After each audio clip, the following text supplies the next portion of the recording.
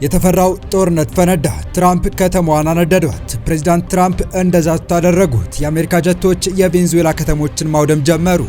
ከጥቃቱ በኋላ ፕሬዚዳንት ዶናልድ ትራምፕ ኒኮላስ ማዱሮ መያዛቸውን አስታውቀዋል። በመጠነ ሰፊው ጥቃት ፕሬዚዳንት ማዱሮና ባለቤታቸው በአሜሪካ መያዛቸውን ትራምፕ ይፋ አድርገዋል።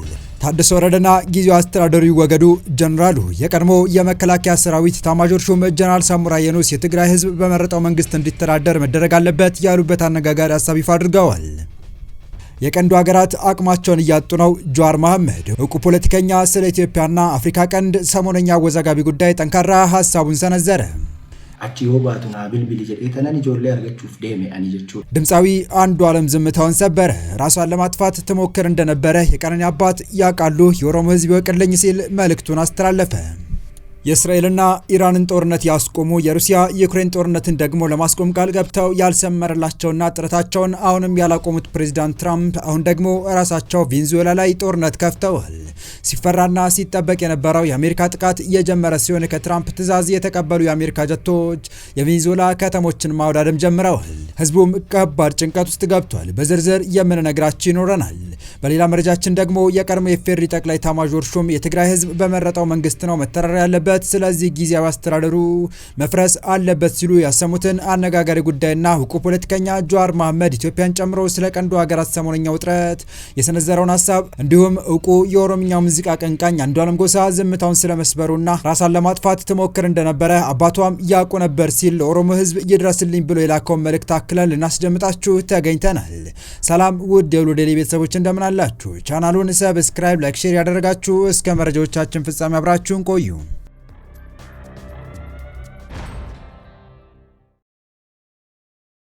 በቅድሚያም የያዝነውን ሰበር መረጃ እናስቀድም። የአሜሪካው ፕሬዚዳንት የሰላም ሰው ነኝ፣ ብዙ ግጭቶችን አስቀርቻለሁ ባሉ ማግስት የቬንዙዌላ ዜጎች ላይ የጭካኔ በትራቸውን አንስተዋል።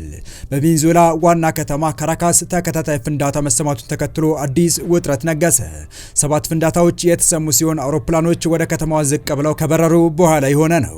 የአሜሪካው ፕሬዚዳንት ዶናልድ ትራምፕ በቬንዙዌላ ጦር ሰፈሮች ላይ ጥቃት እንዲሰነዘር ማዛቸውም ተሰምቷል። የቬንዙዌላ መንግስት መግለጫ ያወጣ ሲሆን የትራምፕ አስተዳደር ቀጥተኛ ጦርነት ከፍቶብኛል ሲል ከሷል። በካራካስ ላይ አውሮፕላኖች መብረራቸውና ፍንዳታ መኖሩን የአሜሪካ ባለስልጣናት እውቅናው አላቸውም ተብሏል። በአሜሪካ የቢቢሲ አጋር ሲቢኤስ ይህን ያረጋገጠ ሲሆን ኒኮላስ ማዱሮ ላይ መንግስታዊ ፍንቀላ ለማድረግ አደገኛው የአሜሪካ ጦር እርምጃ እንደሆነ አስታውሷል። የአሜሪካ መንግስት ካራካስ ላይ የአየር ጥቃት ፈጽሟል በሚል የማዱሮ መንግስት መግለጫ አውጥቷል።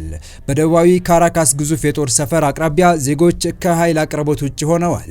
ከአደንዛዥ እጽ ዝውውር ጋር በተገናኘ ማዱሮን የሚከሱት ትራምፕ በምስራቃዊ ፓሲፊክ ውቅያኖስና ካሪቢያን ባህር ተደጋጋሚ ጥቃት ማስፈጸማቸው አይዘነጋም።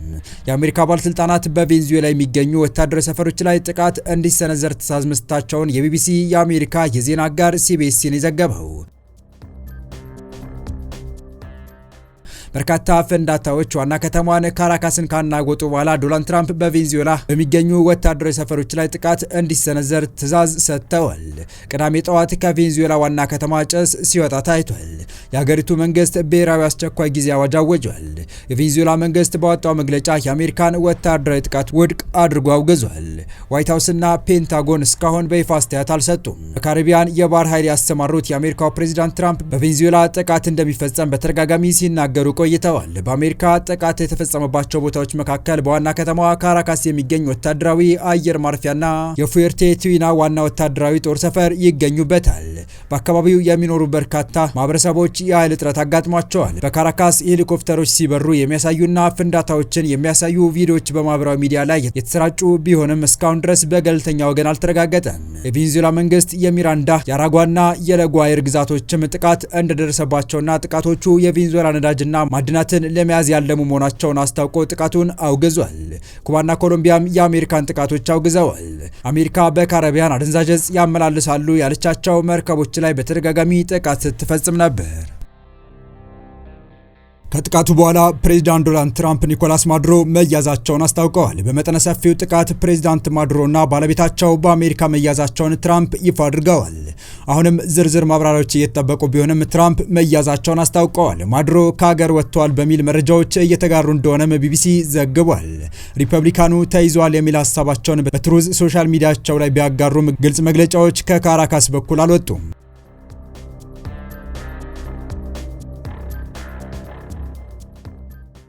ወደ ሌላኛው መረጃችን ተሻገርን። የትግራይ ህዝብ በመረጠው መንግስት መተዳደር አለበት፣ ጊዜያዊ አስተዳደር መቀጠል የለበትም ሲሉ ጀነራል ሳሞራ የኑስ ተናገሩ። የቀድሞው የኢትዮጵያ መከላከያ ሰራዊት ኤታማዦር ሹም ጀነራል ሳሞራ የኑስ ከወጋህት የትግርኛ ጋዜጣ ጋር ባደረጉት ቃለ ምልልስ የትግራይ ህዝብ መሪውን መምረጥ ብቻ ሳይሆን በመረጠው አስተዳደር ስር መኖር ይኖርበታል ያሉ ሲሆን ጊዜያዊ አስተዳደሩ መቀጠል እንደሌለበትም ገልጸዋል።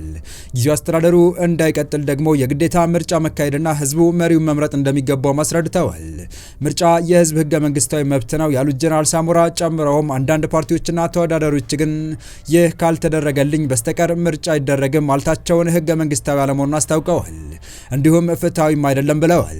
ሲቀጥሉም የትግራይ ጊዜያዊ አስተዳደር የትግራይ ህዝብ በመረጠው ሰው እንዲተዳደር መፍቀድ እንዳለበት ምክር ለግሰው ጀነራል ታደሰም ይህንን ያደርጋሉ የሚል ተስፋ እንዳላቸው ገልጸዋል።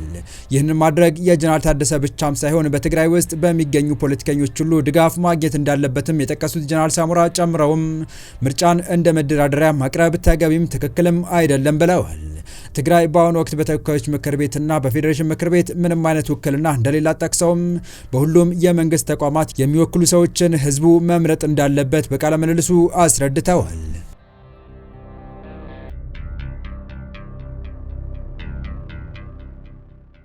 በቀጣይ መረጃ ታዋቂ የፖለቲካ ተንታኝና ፖለቲከኛ አቶ ጀዋር መሐመድ የአፍሪካ ቀንድ ሀገራት ፖለቲካዊና ኢኮኖሚያዊ ጣፋንታቸውን የመወሰን አቅማቸውን እያጡ መምጣታቸውንና ቀጠናው ለመካከለኛው ምስራቅ የፖለቲካ ፉክክር ተገዢ እየሆነ መምጣቱን የሚያስጠነቅቅ ትንታኔ አወጣም።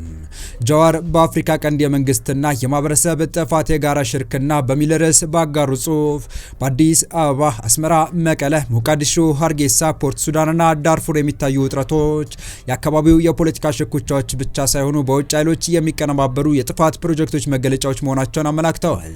ጀዋር በጽሁፋቸው እንዳተቱት የአፍሪካ ቀንድ ሀገር ወሳኝ የሆኑ ብሔራዊ ውሳኔዎችን ከመወሰናቸው በፊት ከፍተኛ ባለስልጣናት፣ ፕሬዚዳንቶችና ጀነራሎች በጸጥታ ወደ መካከለኛው ምስራቅ ዋና ከተሞች ሲጓዙ ይታያሉ። እነዚህ ባለስልጣናት ከውጭ ጉዟቸው ሲመለሱ የሀገር ውስጥ ተቋማት ወይም ፓርላማና ካቢኔ በሌላ ቦታ የተወሰነውን ውሳኔ ለማጽደቅና ህጋዊ ሽፋን ለመስጠት ብቻ ይሰበሰባሉ። ይህም በደምና በመስዋዕትነት የተገነባውን ሉዓላዊነት ወደ ትርኢት አውርዶታል ሲሉ ተችተዋል። ወቅታዊው የአፍሪካ ቀንድ መሪዎች አካሄድ በ19ኛው ክፍለ ዘመን የዝሆን ጥርስና የባህር ንግድን ካመቻቹ የዛንዚባር ተላላኪዎች ጋር ተመሳሳይ መሆኑን ጀዋር በጽሁፋቸው አነጻጽረዋል። የውጭ ኃይሎች ግዛትን የሀገር ውስጥ ተዋናይን የበላይነቱን ይከራያሉ ያሉት ጀዋር መሪዎች የመንግስት ጠባቂ ከመሆን ይልቅ የውጭ ጌቶቻቸውን ፍላጎት በማስፈጸም ብጥብጥና ግዛትን የማስተዳደሩ የመግቢያ ደላሎች ሆኗል ሲሉ ከባድ ትችት ሰንዝረዋል። ኢትዮጵያን ጨምሮ በታሪክ ጠንካራ የነበሩ መንግስታት ሳይቀሩ የሉዓላዊነት ክብር አጥተው ለሀብታም ጥቃቅን መንግስት ጥገኛ ደንበኞች እየሆኑ መምጣታቸውንም አጋልጠዋል። ጽሁፉ ለመካከለኛው ምስራቅ ኃይሎች ጠንከር ያለ ማስጠንቀቂያ አስተላልፏል። በአፍሪካ ቀንድ በሚሊሻዎችና በተላላኪ መሪዎች በኩል ክልሉን የመቆጣጠር ስልት ለአጭር ጊዜ አዋጭ ሊመስል ቢችልም በዘላቂነት ግን ከፍተኛ ለመረጋጋትን የሚፈጥር ነው። ዛሬ እየተዘራ ያለው የህዝብ ቂምና ቁጣ ድንበር ተሻግሮ የንግድ መስመሮችን፣ ኢንቨስትመንቶችንና ቀጠናዊ ደህንነትን አደጋ ላይ ይጥላል ያሉት ጀዋር የየትኛውም የሀብት መጠንና ወታደራዊ ኃይል ከዚህ አደጋ ሊታደጋቸው እንደማይችል ተንብየዋል። ምንም እንኳን የውጭ ጣልቃ ገብነት ቀጠናውን ቢያተራምሰውም ዋናው ተጠያቂነት ግን የፖለቲካ ልዩነቶችን በሰላማዊ መንገድና በውይይት መፍታት የተሳናቸው የሀገር ውስጥ ኃይሎች ላይ እንደሆነ ጀዋር አጽንኦት ሰጥተዋል።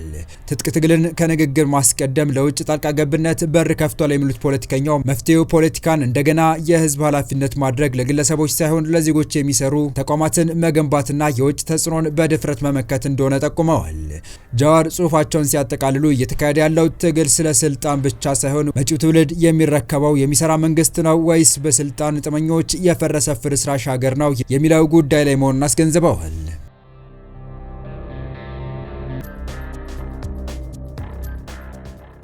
በመጨረሻም ድምፃዊ አንዱዓለም ጎሳ ከሰሞኑ ሽምግልናና ከፍቅረኛው ቀነኒ አዱኛ አሟሟት ጋር በተያያዘ በቪዲዮ መልእክቱን አስተላልፏል። ድምፃዊው እኔ የማውጣው ጉማ የለም በማለት እጁ ከነገሩ ንጹህ እንደሆነ የኦሮሞ ህዝብ ይወቅልኝ ሲል ተናግሯል። እኔም መጥፎ ሀዘን ውስጥ ነኝ፣ ሀዘኔን እንኳን በደንብ ማዘን አልቻልኩም ያለው ድምፃዊው እስር ቤት ነበርኩ፣ ከዛ ስወጣ ይኸው በመጥፎ ነገር ቀጥሏል ብሏል። ድምፃዊ አንዱዓለም ጎሳ ያጠፋኋት ወይም የጎዳኋት ነገር የለም፣ የማውጣው ጉማ የለም ያለ ሲሆን ሽማግሌ የላኩት ለኔ ወይም ለሌላው እንዲወግኑ ሳይሆን እኔም እውነት አለኝ፣ ሚስቴን አጥቻለሁ፣ ያንን እውነት ተመልከቱልኝ ብዬ ነው ሲል ገልጿል። እኔና ቀኖ ቆንጆ የፍቅር ግንኙነት አለን፣ ግን ጭንቀት ነበረባት። ጭንቀቱ ቤት ከመዋል ይሆናል ብዬ አብረን እንድንሰራ የኢንተርቴንመንት ስራ ከፍቼ ሰጥቻት ነበር። ይህንን ካደረግኩ በኋላ ራስን የማጥፋት ሙከራ ማድረጓን ቀጥላለች። ነገሩ ከአቅሜ በላይ ስለሆነ ለአባቷ አስደውዬ ይህ አጋጥሞኛል፣ ይህ ችግር ደርሶብኛል፣ መኖር አልቻልኩም አለችው። እኔም ተቀብዬ እንድትጨነቁ አይደለም፣ ነገር ግን ከቀን ወደ ቀን እየከሳች ነው፣ መፈታት አለበት ነገሩን ብያለሁ። ለማንም ጠርቼ ይህንን ነገር ፍቱላት ብዬ ተሰብሰቡ ብዬ አውርቻለሁ። ሆኖም መልስ የሰጠም ሆነ ተገኝቶ የመከረ በጉዳዩ ላይ የለም። ስለሷም የጠየቀኝ የለም። የቀናኒ ወንድም ሊበንም ደግሞ ስለ ሁኔታው አይቷል። ጭንቀት ውስጥ እንዳለች አንድ ቀን ብቻዋን እንድትውል አድርጎ አንድ ቀን ደግሞ ከኔ ጋር እንድትውል አድርጎ ሁኔታዋንና ውሎዋን አይቷል። የሚያተርፈን ፈጣሪ ነው። ነገር ግን ይህን ነገር እያየክ ዝም አትልም፣ ራስን የማጥፋት ሙከራ በተደጋጋሚ ታደርጋለች ብሏል። ድምፃዊ አንዱዓለም ጎሳ ፍቅረኛው ቀነኒ አዱኛ በተደጋጋሚ ራሷን ለማጥፋት እንደምትሞክርም ተናግሯል። ህይወቷ ባለፈበት ቀን ስለተፈጠረው ነገር ሲያስረዳም ሆስፒታልም አብረን ሄደናል። የልደቷን ፎቶ የተነሳችበት ቦታ የወሰድኳት እኔ ነኝ። ከዛ ስወጣ ሰዎችን ለማግኘት ሄድኩ። እሷ በጊዜ ልገባ ብላን የተለያየ ነው። ማታ ጥሩ ጊዜ እያሳለፍን ነበር። ለወንድሟም ስትደውል ነበር። ድንገት ስለ ውሏ ስጠይቃት እኔን የማመን ችግር አለብህ በማለት ከምንተኛበት ተነስታ ሄደች። ስትቆይብኝ ተጠራጥሬ ሄድ። ሌሎች ክላሶች ውስጥ የለችም። ቼክ ሳደርግ ኪችኑ ዝግ ነው። አበባ ነገር ላይም ቆሜ ሳያት የልብስ ማጠቢያ ማሽኑን ተደግፋ ላርጎ ስት ነው ቀኖ ብዬ በዛ ዘልዬ ገባው። ከዚህ ቀደም እንዲህ አይነት ነገር አላደርግም ብላ ቤተሰብ ፊት ቃል ገብታልኝ ነበር። ወንድሜም ጓደኛዋም እንዲመክሯት ነግሬያቸው ነበር። በተደጋጋሚ ቃል ገብታልኝ ነበር። ነገር ግን ቃሉን ስላልጠበቀችልኝ በዛን ጊዜ እኔም ሰው ነኝና እንደዚህ አይነት ህይወት መኖር አልችልም፣ በተደጋጋሚ እያደረግሽ ስለሆነ ነገ ቤተሰብ ጠርቼ እንለያያለን አልኳት።